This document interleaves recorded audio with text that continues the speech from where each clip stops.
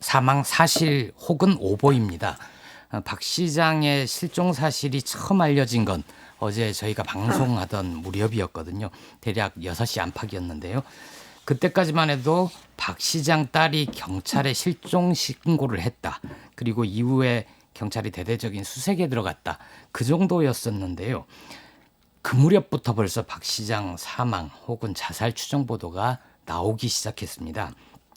경찰이 박 시장의 시신을 발견하고 사망 사실을 공식화하기 전까지 무수한 단독과 속보들이 나온 거죠. 그러게 말이에요. 시신 발견이 밤 12시 좀 직후인가 그때잖아요. 그렇습니다. 그런데 그 사이에 사망, 시신 발견, 병원 이송 이런 기사가 막 나왔었죠. 예, 언론 매체 비평 매체인데요. 미디어오늘에 따르면 첫 보도는 월간조선이었다고 합니다. 월간조선. 이건 잡지가 아니고 인터넷으로 보도를 한 거죠. 속보, 박원순 시장 시신 발견, 성균관대 부근에서 발견 이렇게 냈다가 자기네들도 너무 나갔다 싶었는지 삭제를 했습니다. 예. 그런데 월간조선 보도가 하고 나니까 수많은 인터넷 매체에서 비슷한 보도를 쏟아냈습니다. 로통뉴스라고 전 처음 들어보는데요. 6시 52분 정도에 박원순 서울시장 극단적 선택, 성균관대 근처에서 발견 이렇게 보도를 했고요. 7시 정도에도 약 10곳 정도에서 인터넷 매체가 보도를 했습니다. 예. 월간조선을 인용하지는 않았지만 월간조선 정도가 보도를 했으니까 사실이겠지. 그런 생각으로 따라 쓴 것 같습니다. 그리고 벌써 병원에 도착했다는 보도. 그건 또 뭐예요?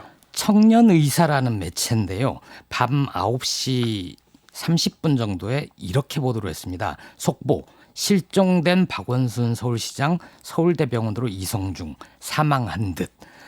그런데 실종 4시간여 만에 발견돼서 이미 사망 상태인 DOA로 알려져라고 얘기를 했거든요. DOA. 예. 근데 이 매체가 저는 의사 혹은 의사단체와 어떤 관련이 있는지는 모르겠습니다.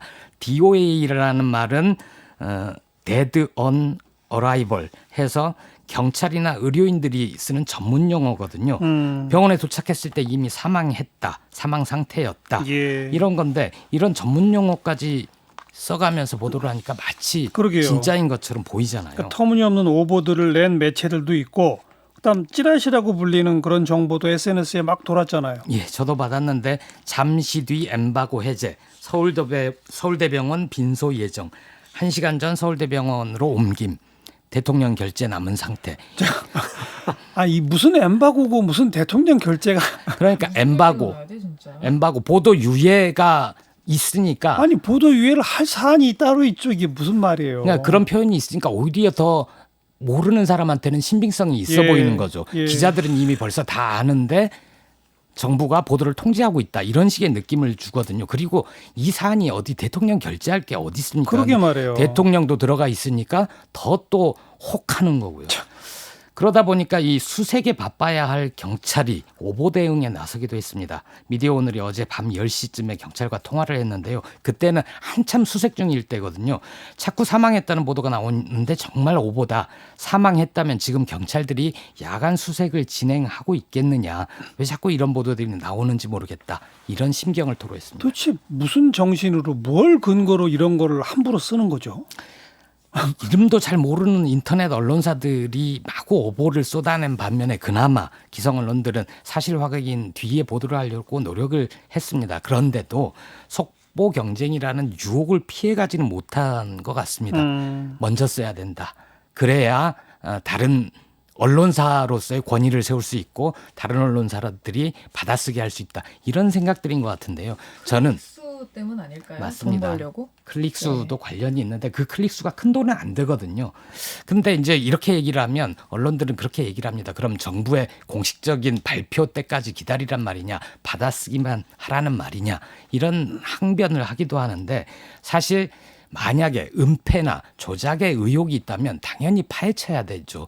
그런데 한 사람의 죽음, 또 죽음에 대한 예의를 갖추기 위해서라면 그럼요. 좀 늦어도 되는 거 아닙니까? 아니 그 수백 명이 수색하고 있는 사안에 뭐 감출 게 뭐가 있고 참 그래서 한국 기자협회가 그래서 이런 데 대해서 자살 보도 권고 기준이라는 게 있습니다. 예. 개정이 돼서 3.0까지 올라와 있는데요. 기사 제목에 자살이나 자살을 암시하는 표현 대신 사망 사실을 알리는 표현을 써야 한다.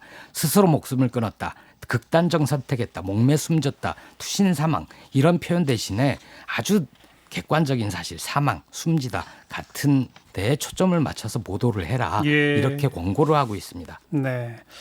유족들이 고인의 명예를 좀 지켜달라고 호소까지 했죠. 예, 오늘 유서를 공개를 하면서 문미란 전 서울시 부시장이 얘기를 했는데요.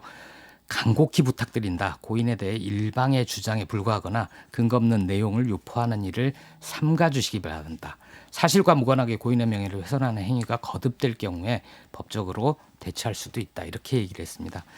유족뿐 아니라 이런 그 사실과 다른 보도는 피해자에게 더욱더 피해를 끼칠 수도 있는데요. 앞에서 말씀해 주신 연장선에서 이 고인의 경력을 지켜 세우는 게 2차 가해에 해당한다는 주장도 있습니다. 전 참 어려운 문제인 것 같습니다. 그렇지만 고인에 대한 애도와 고소인 혹은 피해자 보호, 인권 존중이 양립할 수는 없을까 그런 생각을 좀 해봅니다. 최소한 저는 상중에는 죽음에 대한 예의를 좀 갖추는 게 좋지 않겠나 그런 생각을 합니다. 양립할 수 없을까가 아니라 양립해야죠. 고인은 애도해야 하고 고소인의 인권은 존중되어야 하고. 네. 네. 뉴스 사이드였습니다.